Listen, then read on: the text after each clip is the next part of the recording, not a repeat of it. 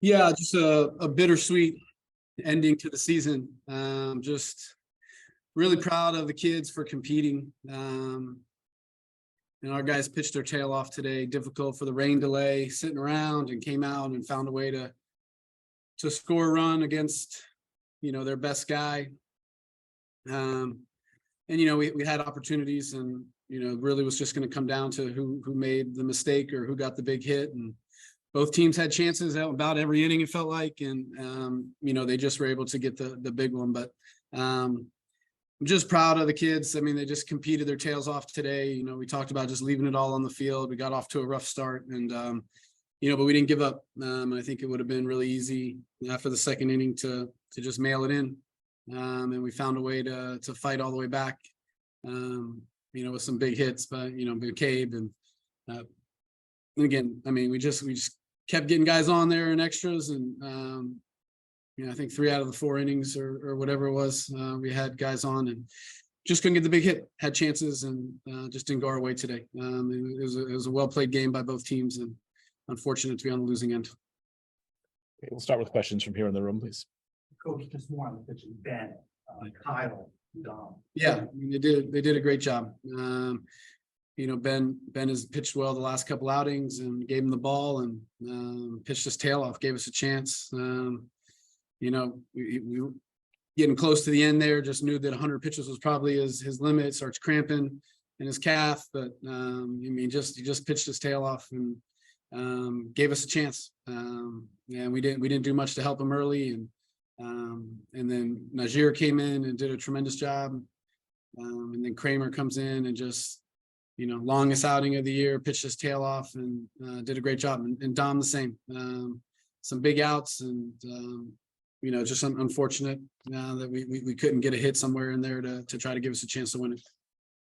Can you talk a little bit about what's being said in the locker room? When you guys you go in during the rain delay, you just giving up that run. It's a lot of undrafted sports.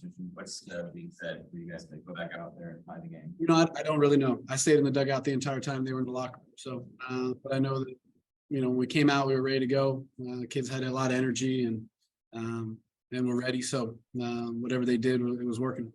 Something this one, unearned runs. Yeah. Yeah. I mean, just some routine plays that we just didn't make. And again, that was, the second inning was it's just what their offense is. They're going to put pressure on you and then and try to get some guys on and then hope one of their big guys is able to do damage and score big innings. Like that's just the MO. So we played right into it by not being able to play catch and then just obviously in the last inning, the same thing. So unfortunate that the guys just couldn't pick up the arms because they were doing such a good job out there competing and stuff. So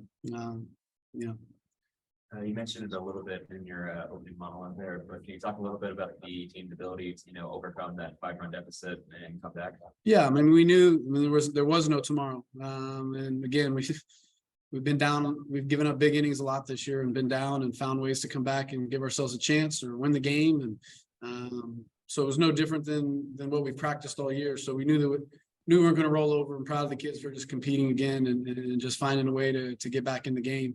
And then just be able to continue it all the way through the last inning. So especially after the rain delay. So it was just a great job of competing. They made a couple more plays than we did and got the big hit that we couldn't get.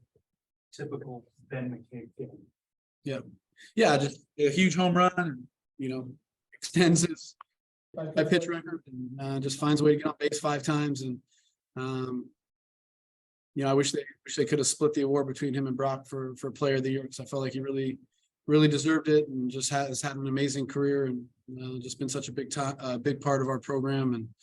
And has really turned himself into a really, really good baseball player and somebody that's just worked, cares a lot about the program, has turned into such a great leader, and it just made, obviously caught his tail off this year after just not getting a lot of opportunities to catch just with the Tommy John surgery and obviously being behind Crouch a couple of years ago. So just proud of him. I mean, just a lot of big defensive plays that he made. I mean, he throws a guy out, which was huge, and just blocking balls and runners at third base. I mean, just an all around great season and a great career here. And this program's going to miss him mightily.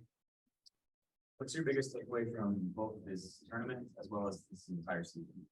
Yeah, I mean, we just overcame a lot of drama, a lot of things that were out of our control, a lot of layers, things that were just unfortunate. The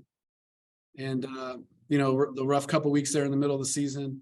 But then just again, I mean, it starts with the pitching coach leaving, Christmas time and just having to do that. And I mean, it was just a lot of things that we had to try to overcome. And, we just unfortunately just couldn't do enough. But it's great to see, guys breaking the record for home runs and just competing every day. And again, we just felt like we had a lot of wins on the table with just not enough arms and just weren't able to do enough. But again, it wasn't for a lack of fight or lack of compete. And, I think we showed that today. And again, just kind of a little bit of a microcosm of we just fought like crazy. It just wasn't enough. Okay, just go to the Zoom real quickly. We'll go to Eric Lopez, please. Coach, all the arms you threw today, was that by design or did you have to make adjustments either with Vespi there or with the weather delay? I mean, we were just going to go to our guys. I mean, we threw, our three best, obviously. We didn't know what we were going to get out of Ben. Just obviously just got off to a bad start just with the arm stuff and just finally got going here late in the year and back to his old self. And so, I mean, we really didn't know what to expect, but he did a great job, went out there and competed. We just didn't give him any help and gave us everything that he had. And then obviously we were going to go to Najir and Kramer and just ride him as long as we possibly could.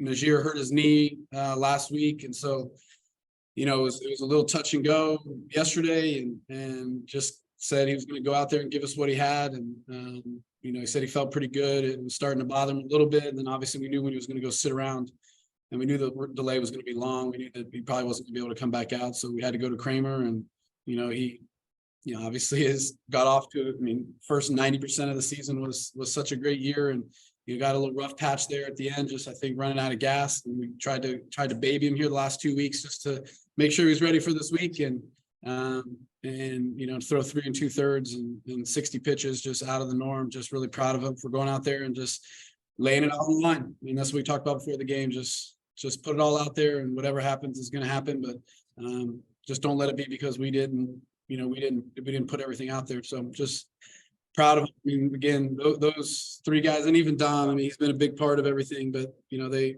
gave us a shot to win the game, and we just couldn't do enough. Okay. Take the last one from Bryson, please. Coach, you had Ben McCabe and Nick Romano step up with big hits to extend the game. You've been with them through their entire careers here since they first started. What was it like for you to be able to see them step up like they did and what ended up being their last game? Well, again, I mean, what we talked about all year was just the number of home runs that we hit. I mean, you expect 23 and 24-year-olds to be able to handle moments and to be able to do things that they've been taught for the last 4 or 5 years. So just to see both those guys grow, mature, overcome injuries, Tommy John, ACL, just become leaders and Rose had just a rough go and McCabe too, just not being able to catch, having to play first base and hide him last year, so nobody knew that his arm was torn.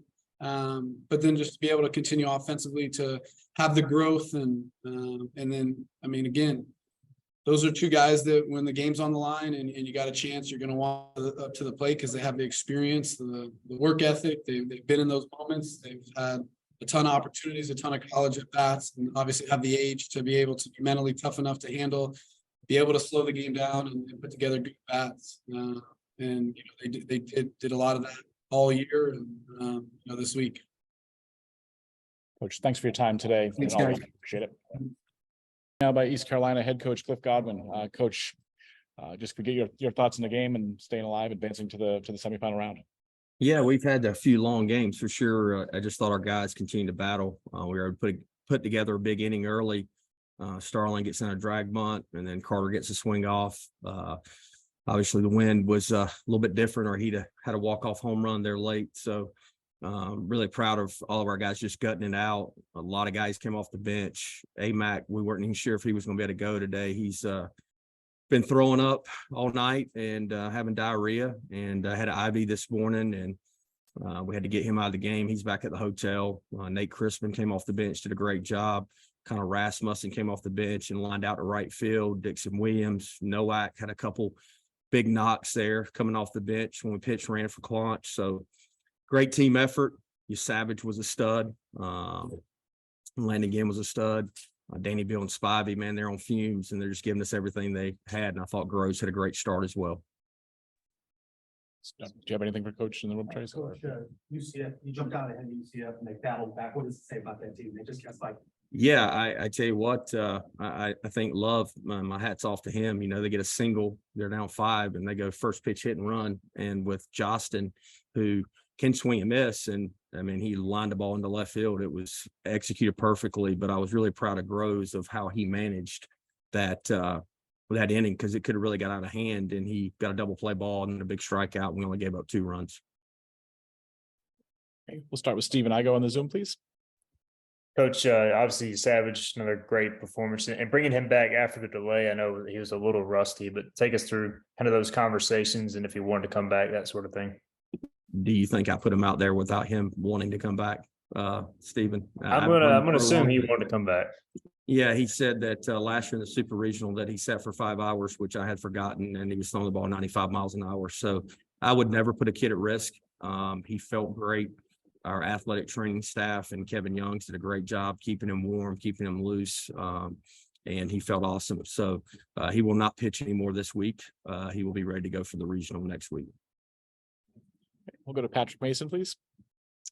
Coach, for Justin Wilcoxen in that last at bat, he gets intentionally walked the previous 2 at bats, and he really hadn't swung since the 7th inning. So I guess what's the key to just him, having maybe a slow heart rate in that at bat and just kind of working the count and getting a good swing off? Well, J-Dub's been so crucial for us this year. I mean, you talk about, you've caught 13 innings. He's caught every inning this week, and just been able to slow it down. I mean, he's a 4th-year player. He's been in our program. He's been in some big moments as a hitter. Last year he DH'd first left-handed pitching, hit a big home run in the regional against UVA. So one of the hardest workers on our team, and my hat's off to him. I mean, look, the guy made him look kind of stupid on the first 2 changeups he threw him, and then finally hung him one, and J-Dub was able to get enough barrel to get in the right field. We'll go to Eric Lopez, please, for the next. Coach, in a different life a while ago, when you and I used to talk, you used to tell me that you told your hitters that 2-out hitting got you championships. It didn't win you a championship today, but it got you to play another day. Just talk about that philosophy of 2 outs and making the other team pay, especially if they give you an extra opportunity. Yeah, I think our lineup, if you give us extra outs, which UCF did a couple times today, but I think it also goes to just our guys putting pressure. But 2-out RBIs win championships, and you're right, it wasn't a championship today, but some of those 2-out RBIs throughout the season got us a regular season championship. Okay, next one from Stephen. Coach, just how do you feel about the pitching going to tomorrow? I know you're going to take it 1 game at a time, but you feel pretty good about some guys not throwing to this point. I know y'all have used Danny and Carter a lot, but just about the rest of the guys. Yeah, we'll reevaluate it, for sure. I mean, Danny wants to pitch every day. He's one of the most resilient guys as far as his arm bouncing back. But Saylor will start game 1, and that's all we're going to worry about is game 1. Then we'll go from there. Okay, last one from Bryson, please. Your team has been through now 3 marathon level games going several hours this weekend. Can you talk about how your team has just been able to stay dialed in throughout this week? Because they've really had to do that. Yeah, it's been hard, but every regional that we have played in the past couple of years, we've had rain delays. So some of these older guys have been through it. We don't make excuses, or at least that's what we preach. You can control what you can control. Obviously, you can't control the weather, but our guys just battled. I'm super proud of them. Coach, thanks for the time. Joined now by Justin Wilcoxen. We'll start with questions from Stephen, please. Justin, take us through that last at bat, man. I know that he was pretty change up heavy and finally got you on that last pitch. So walk us through that thing.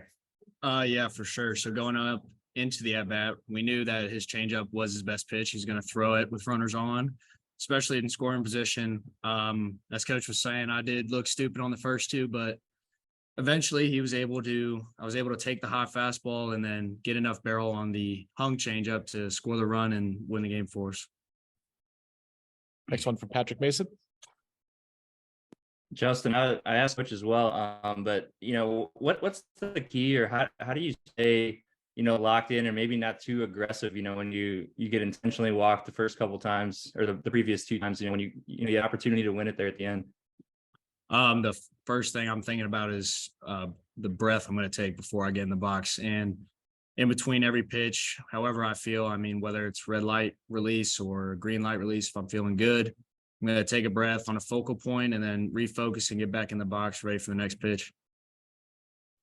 Justin, for you, when you're rounding first and you see that ball hit the ground, like, is it relief after 13 innings or elation? Like, what's that feeling like? I'll probably a little bit of both there. I mean, it was a long game for sure, but seeing that ball hit the grass and seeing all those guys run out it's the best feeling ever. And I couldn't imagine it anywhere else. One more from Patrick. Justin, when you're catching a lot of pitches today, but, especially Trey, he had a lot of electric stuff. And then for him to come back out after the delay, maybe he's a little wild, kind of working back into the game. Are you tell him anything, or just, how do you guys kind of handle that situation? I mean, when you got a guy that good, he's got his own keys that he can focus in on. And I mean, pregame in the bullpen, you kind of help him with setups and stuff, but he's pretty easy. He's pretty easy to work with. He knows exactly what's going to help him get back and locked in. I just got to make sure I'm there to block and make sure I'm there to receive and set up a good target for him and pick him up in between innings too.